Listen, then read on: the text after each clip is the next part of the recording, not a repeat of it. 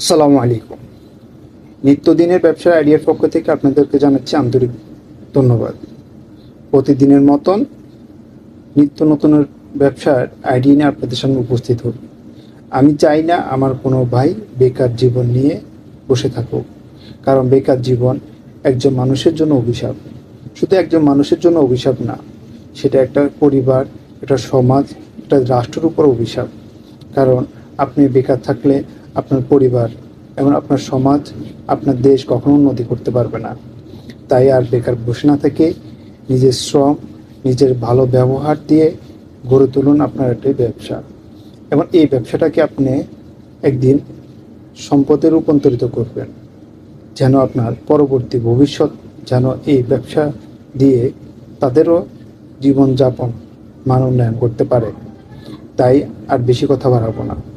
আজকে আপনাদের জন্য একটি সুন্দর একটি ব্যবসার আইডিয়া নিয়ে আসলাম। আপনি ভাবতে পারেন যে আমার ব্যবসাটির আইডিয়াটা খুবই হাস্যকর, কারণ মাত্র 10,000 টাকা দিয়ে কিসের ব্যবসা? হ্যাঁ, মাত্র 10,000 টাকা দিয়ে ব্যবসা করা সম্ভব। সেখানে আপনাকে করতে হবে শ্রম, আপনার ভালো ব্যবহার এবং আপনার জায়গা নির্ধারণ করার উপরে ডিপেন্ড করবে।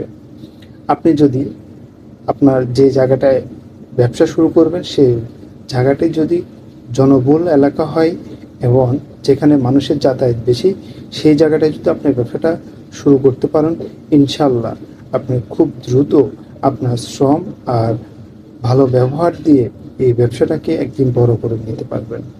তাই আগে এই ব্যবসা শুরু করার আগে আপনার স্থান নির্ধারণ করতে হবে। কোথায় করবেন? আপনার শহর, গ্রাম, যে কোনো মহল্লায় যেখানে জনবসতি আছে, মানুষ চলাচল করে, সেইগুলোতে আপনি এই ব্যবসা শুরু করতে পারবেন। বিশেষ করে শহরগুলোতে হচ্ছে যে যে কোনো বাস স্টেশনগুলোতে মানুষের কিন্তু যাতায়াতটা বেশি। সেই জায়গাগুলোতে আপনি আপনার এই ব্যবসাটি শুরু করতে পারেন। আপনার কাছে যদি 10,000 টাকা থাকে, এই ব্যবসাটি খুব সহজে শুরু করতে পারবেন। ছোট আকারে হলো, এটা কিন্তু ভবিষ্যৎ আছে।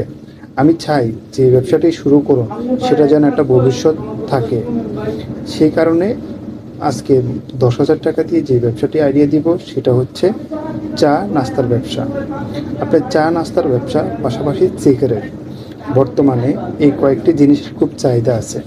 মানুষ ঘর থেকে বের হলে এই জিনিসগুলো বেশিরভাগ মানুষে খেয়ে থাকে। তাই আপনার ভালো ব্যবহার দিয়ে এবং আপনার শ্রম দিয়ে এই ব্যবসাটাকে আমি চাই আপনার একটি সম্পদে রূপান্তরিত হোক। তাই আর বেকার বসে থাকবেন না। আপনার কাছে যে টাকা আছে, যদি 10,000 টাকা থাকে, তাহলে 10,000 টাকা কী কী লাগবে এই ব্যবসাটি শুরু করতে হলে? আপনার 10,000 টাকার মধ্যে, যেহেতু আপনি ছোট আকারে শুরু করবেন, তাই আমি ওভাবেই বলবো। এই ব্যবসা কিন্তু অনেক বড় আকারেও করা যায়, কিন্তু আমার উদ্দেশ্য হচ্ছে আমাদের বেকার, যাদের কাছে টাকা নাই, যারা খুব বিপদে আছে তাদের জন্য।